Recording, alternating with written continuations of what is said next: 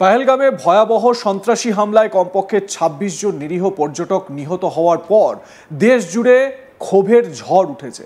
অন্যদিকে বাংলাদেশে চলছে অরাজক পরিস্থিতি, সেখানে হিন্দুদের উপরে আক্রমণ চলছে, আবার জেল থেকে বেরিয়ে গিয়েছে বেশ কিছু জিহাদি। সেক্ষেত্রে বর্তমানে বাংলাদেশে এমন পরিস্থিতি তৈরি হয়েছে, সেখানে জেল থেকে বের হওয়া জিহাদিরা ভারতে ঢুকতে পারে এমনটাই আশঙ্কা করা হচ্ছে। আবার এই অরাজক পরিস্থিতিতে ভারতে অনুপ্রবেশ বৃদ্ধিরও আশঙ্কা রয়েছে। সেক্ষেত্রে সীমান্তে নজরদারি চলছে, সীমান্ত দিয়ে যাতে কোনো অনুপ্রবেশকারী ঢুকতে না পারে বাড়ানো হয়েছে নিরাপত্তা। এত কিছুর পরও কিছুতেই আটকানো যাচ্ছে না অনুপ্রবেশকারীদের। আবারও অবৈধভাবে ভারতে প্রবেশের অভিযোগে ৩ বাংলাদেশি নাগরিককে গ্রেপ্তার করেছে পুলিশ। তাদের কাছ থেকে কোনো বৈধ নথিপত্র মেলেনি। স্ক্রিনে যে ৩ জনকে দেখতে পাচ্ছেন, এরা ৩ জনই বাংলাদেশি নাগরিক, অবৈধভাবে ভারতে অনুপ্রবেশের চেষ্টা করছিল। প্রশ্ন উঠতে শুরু করেছে, ওই ৩ ব্যক্তি কি উদ্দেশ্যে অবৈধভাবে ভারতে এসেছিল? তাহলে কি এর পিছনে বড়সড় কোনো নাশকতার উদ্দেশ্য ছিল? সেই বিষয়টাও উড়িয়ে দেওয়া যাচ্ছে না। নদিয়া জেলায় আবারও অবৈধ বাংলাদেশিদের গ্রেপ্তার করা হয়েছে। গোপন সূত্রে খবর পেয়ে নদিয়া জেলার ধানতলা পুলিশ গভীর রাতে বিশেষ অভিযান চালায়। অভিযানের সময় ধানতলা থানার আওতাধীন দত্তপুলিয়া গ্রাম পঞ্চায়েত এলাকা থেকে ৩ জন অবৈধ বাংলাদেশি অনুপ্রবেশকারীকে হাতে নাতে গ্রেপ্তার করা হয়। পুলিশ সূত্রে জানা গেছে, ধৃতদের নাম রিয়াজ শেখ, তামিম শেখ এবং ইমামুল মোল্লা। ৩ জনই বাংলাদেশের নড়াইল জেলার বাসিন্দা।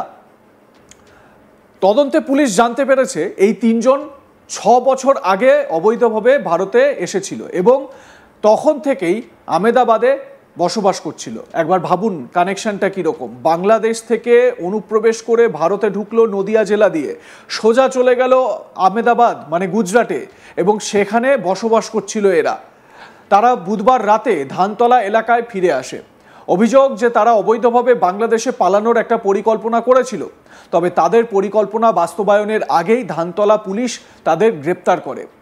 ধৃত ব্যক্তিদের বৃহস্পতিবার আদালতে হাজির করা হয় এবং এদের থেকে আরও অনেক তথ্য মিলতে পারে, কিভাবে তারা এইভাবে অনুপ্রবেশ করত, আসতো, যেত, এই সংক্রান্ত বিভিন্ন তথ্য পুলিশের কাছে উঠে আসতে পারে বলে জানতে পারা যাচ্ছে। সত্যি কথা বলতে, এইভাবে অবাধে অনুপ্রবেশ করা ভারতের যে কোনো জায়গার ক্ষেত্রে বড়সড় সিকিউরিটি থ্রেট। এ খবরে আমার সহকর্মী তাপস সেনগুপ্ত তার প্রতিবেদনে কি বলছেন শোনাবো।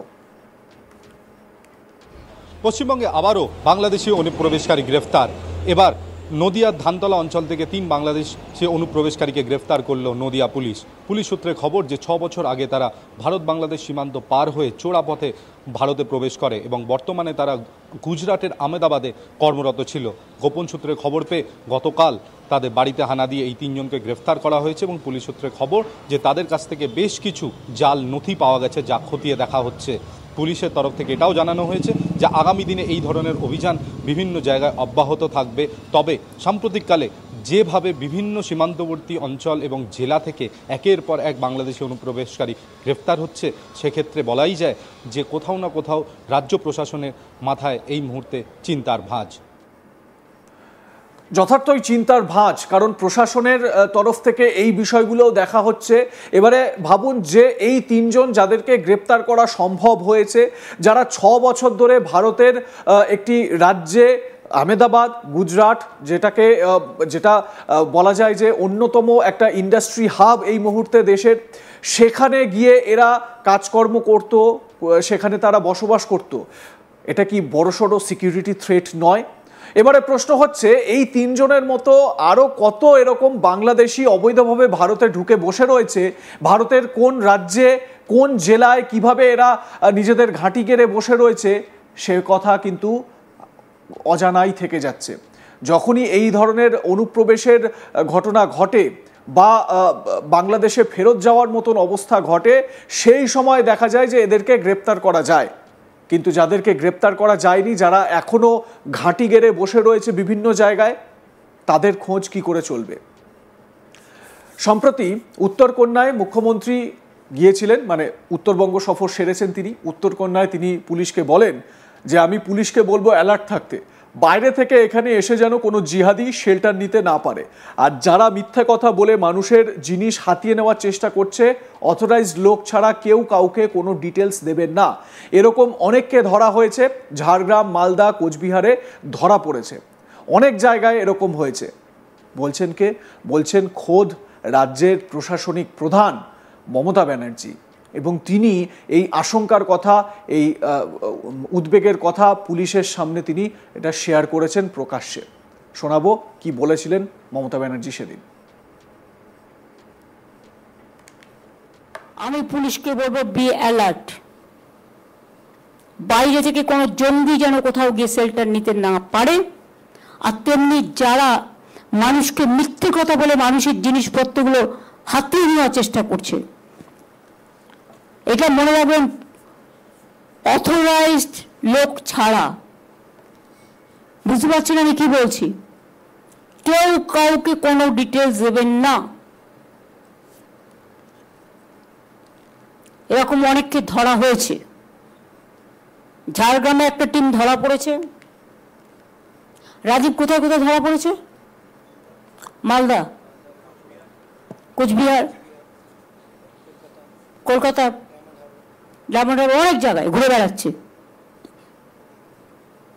আজকের দিন সময় মানুষ যেহেতু এগিয়ে চলছে বৈজ্ঞানিক যুগে, আধুনিকতার যুগে, তেমনি আবার অনেক ক্ষতিকারক শক্তি বেড়েছে, যেটা মানুষ আগে ভয় পেত না। সুতরাং চোখ কান খোলা রেখে সবাই কাজ করলে একজনের পক্ষে সম্ভব নয়। Each and everybody should take some observation or vigil থাকতে হবে।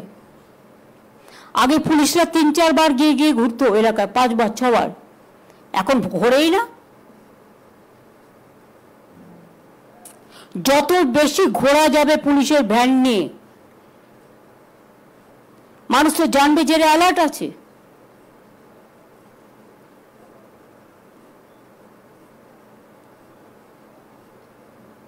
বর্ডার এরিয়া খুব সেন্সিটিভ। এত কিছুদিন আগে শীতলকুচি থেকে একদিনকে তুলে নিয়ে যাওয়া হলো। একটা চাষি বেচারা, তার নিজের জমি, সে চাষ করে, তার কোনো দোষ ছিল না।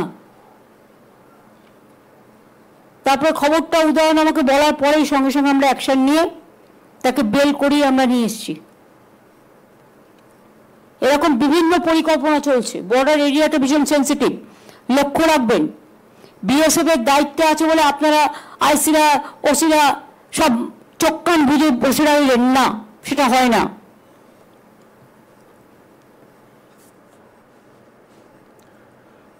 আপনাদের মতামত জানাতে ভুলবেন না। দেখতে থাকুন আজ তাক বাংলা। সাবস্ক্রাইব করুন আমাদের ইউটিউব চ্যানেলটি, বেল আইকন প্রেস করুন নোটিফিকেশন পেতে।